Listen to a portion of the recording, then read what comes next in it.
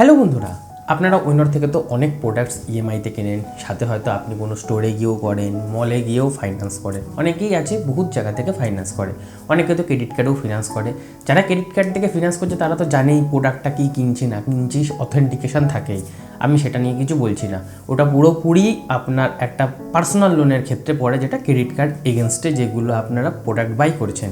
আজকের যে ভিডিওটা আছে এটা আপনাদের জন্য নিয়ে এসেছি যারা Bajaj finance, HDB finance, IDFC finance যেগুলো স্টোরে গিয়ে করছেন কোনো সিভিল রিকোয়ারমেন্ট ছাড়াই। মোটামুটি ধরুন যাদের -1, যারা কোনো দিন লোন নেয়ওনি, তাদেরও ওই প্রোডাক্টগুলো ফিনান্স হয়ে যায়।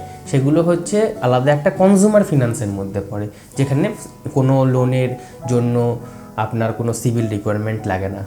ক্রেডিট কার্ড কিন্তু সবার হয় না, যাদের সিভিল হাই থাকে, ট্রানজ্যাকশন ভালো থাকে, তাদেরকে একমাত্র দেওয়া হয়, সেটা পুরোপুরি আলাদা ক্যাটাগরি। অনেকেই আছেন যারা বাজাজ ফিনান্স বা এইচডিবি ফিনান্স বা আইডিএফসি ফিনান্স, ঠিক আছে, যারা প্রোডাক্ট নিয়েছেন তাদের একটা কথা বলি, যখন আপনারা প্রোডাক্ট কিনছেন তখন কিন্তু একটা ডিও পেপার থাকে, যেখানে আপনার ডাউন পেমেন্ট কত, প্রসেসিং ফি কত, আপনি কোন প্রোডাক্টটা নিচ্ছেন, এভরিথিং সব থাকে। এটা কিন্তু আপনাদের দিয়ে দেওয়াটা উচিত দোকানদার বা মলের তরফ থেকে, বাট অনেক সময় দেয় না, কারণ কিছু কমপ্লিকেশান থাকে। সেই জন্য আমি ওই টপিকের মধ্যে যাচ্ছি না। যারা কনজিউমার তারা যদি না নিয়ে থাকে, আমি সেখানে দাঁড়িয়ে কিছু বলতে পারি না। এই নিয়ে আমি অলরেডি 3-4টে ভিডিও বানিয়েছি। আপনারা যদি সতর্ক না হন, সেটা আপনাদের নিজস্ব ব্যক্তিগত বিষয়। ধরুন আপনি একটা টিভি নিচ্ছেন ফাইন্যান্সে, সেক্ষেত্রে ধরুন সাপোজ আপনার 1,000-1,500 টাকা এক্সট্রা আসছে, বা নো কস্ট ইএমআইও থাকতে পারে, বাগেরা বাগেরা অনেক কিছু। এবার অনেকে কি করছেন, টিভি দেখিয়ে ফ্রিজ দিচ্ছেন, ফ্রিজ দেখিয়ে আলমারি দিচ্ছে, বা ড্রেসিং টেবিল দিচ্ছে, বা টেবিল দিচ্ছে, খাট দিচ্ছে, বিভিন্ন রকম অনেক কিছু হচ্ছে, ঠিক আছে। এবার বলবেন আমি কি করে এটা জানতে পারছি? দেখুন, আমরা বিজনেস করছি, আমাদের কাছে আরও 10টা কাস্টমার আসে, তারা বলে অলরেডি আমরা ফাইন্যান্সে এই প্রোডাক্টটা নিয়েছিলাম। যখন তার এক্সিস্টিং নাম্বারটা পুট করা হয়, আমরা তো মাই অর্ডারে দেখতেই পাচ্ছি যে এই প্রোডাক্টটা নিয়েছিল। যখন আপনার জিজ্ঞেস করা হয় যে এই প্রোডাক্টটা নিয়েছিলেন কি ব্যাপার বৃত্তান্ত, তখন তারা বলে যে না, আমরা এই প্রোডাক্টটা নিইনি, ওই আলাদা একটা প্রোডাক্ট নিয়েছিলাম। এর মধ্যে একটা প্রবলেম আছে, আপনারা হয়তো এটা নোটিস করেছেন কি জানি না, বা আপনারা হয়তো সেটার মধ্যে ফেস করেননি, ভবিষ্যতে ফেস করতে পারেন, সেই জন্য এই ভিডিওটা বানানো। ধরুন আপনি ইএমআই পেমেন্ট করছেন, খুব ভালো কথা। আপনি ঠিকঠাকও পেমেন্ট করছেন, সেটাও খুব ভালো কথা। ইন কেস আপনি যদি মোবাইল নিয়ে থাকেন, বা টিভিটা নিয়ে থাকেন, বা ফ্রিজ নিয়ে থাকেন, আপনার ওই প্রোডাক্টটা খারাপ হয়ে গেল, অনেক সময় থাকে যে এইচডিবি ফিনান্স, বাজাজ ফিনান্স এদের তরফ থেকে যে extra warranty coverage, insurance already added হয়ে যায়। অনেক সময় থাকে যে স্কিমের মধ্যে, তখন আপনি কি করবেন আমাকে একটা কথা বলুন। আর আমার মনে হয় না বাঙালিদের মধ্যে কেন, মানে যত মানুষ আছে এই পৃথিবীতে, কেউ একটা ফাইন্যান্সে প্রোডাক্ট নিয়েছে, ফাইন্যান্সে প্রোডাক্ট নেওয়ার পর তার এই প্রোডাক্টটাতে প্রবলেম হয়েছে, খারাপ বেরিয়েছে, সেক্ষেত্রে সে গিয়ে সেই ইএমআইটা পেমেন্ট করবে, এত ভালো মানুষের তো আমি এখনও পর্যন্ত দেখিনি। কিছু না কিছু কমপ্লিকেশান আসেই। আপনার একখানা ইএমআই বাউন্স খাবে, আপনার বাড়িতে লোক আসবে, বা আপনার কাছে ফোন আসবে যে এরম এরম বিষয়, আপনি ইএমআই দিচ্ছেন না। একটা মাসের বদলে 2 মাস হোল্ড করবেন, আপনার কাছে সেটেলমেন্টের জন্য রেডি হয়ে যাবে যে এজেন্ট থাকবে কালেকশানে। সে এসে যখন আপনার দেখবে বা আপনাকে বিল পাঠাতে বলবে, যে আপনি যখন বলবেন এটা এই প্রবলেম হয়েছে, ওই প্রবলেম হয়েছে, আপনি যখন ভুল বিল পাঠাবেন, সঙ্গে সঙ্গে কী হবে, আপনি তো ইএমআই পেমেন্ট করেছেন, এন্ড অফ দ্য ডে আপনি ইএমআই পেমেন্ট করতে বাধ্য। আপনি এদিক দিয়ে হোক আর ওদিক দিয়ে হোক পেমেন্টটা হবেই, নাহলে সেটেলমেন্ট হবে। সেটেলমেন্ট হলে তো সিভিল এক প্রকার গিয়ে পড়ে।